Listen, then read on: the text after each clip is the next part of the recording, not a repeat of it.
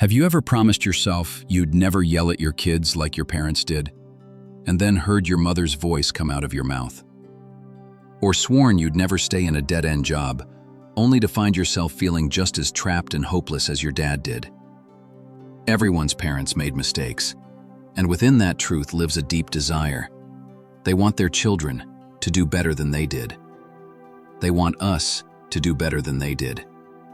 When parents do the same mistakes again and again, as a mother does it every day, they feel hopeless and trapped, as if their life has not changed at all. And when parents see their children repeating the same mistakes, they feel angry for not being able to stop them. When children see their parents repeating their mistakes, they feel nervous and afraid that their parents are suffering and stuck in their old habits. So why? Why is the pull of these patterns so strong? Why do we consciously or unconsciously repeat the ways we related to our parents with our own partners, our own children? The first answer is simple. What happened during our childhood is not just a memory. It's the blueprint. The memory of what our parents did and said is engraved in our nervous system forever. And in time, whenever someone in our present life provokes a strong emotional reaction in us, we don't actually see them. We are time travelers. We are instantly pulled back into the past. We recall the original cause of that pain, that fear, that anger, and we live it all over again. We are no longer in the present moment, trying to understand why this person acted this way now. We are fighting a ghost from 30 years ago. We are defending a child that no longer exists. While it is natural for children to have the same mistakes as their parents, it is imperative that they creatively grow up in a way that avoids those mistakes. We repeat the same mistakes because the child inside of us is still trying to win a game that ended decades ago.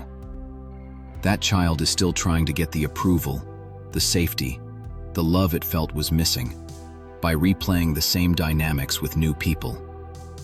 But you cannot win a new game by following the old losing rules. This is the crossroad of generations. This is the silent plea that travels from your grandfather's sigh to your mother's tear to the tremor in your own hands. It is a plea that says, "Let it end with me. Let the suffering I carried be transformed in you. Let my struggles become your strength, not your shackles." It is the most difficult and creative work you will ever do to reparent yourself. To give your own inner child the patience that was rushed, the explanation that was never given, and the unconditional love that felt conditional. You must become the guardian of the timeline. You must stand at the border between the past and the present, and when the ghost from 30 years ago appears, you must learn to say, "I acknowledge you. I understand why you are here, but you cannot speak for me anymore. The child you are trying to defend, I will protect now." You keep a small lantern for the child that still wakes at night. Not a grand light that blinds the past, but a careful flame. Enough to read by. Enough to see the shape of things that used to frighten you. Then perhaps reparenting is nothing more mysterious than this: giving back to the despised voices their right to exist. The child who trembled, society told him to disappear, to grow into something stronger. But he did not disappear. He stayed inside, condemned to whisper his needs in the cracks of adult life.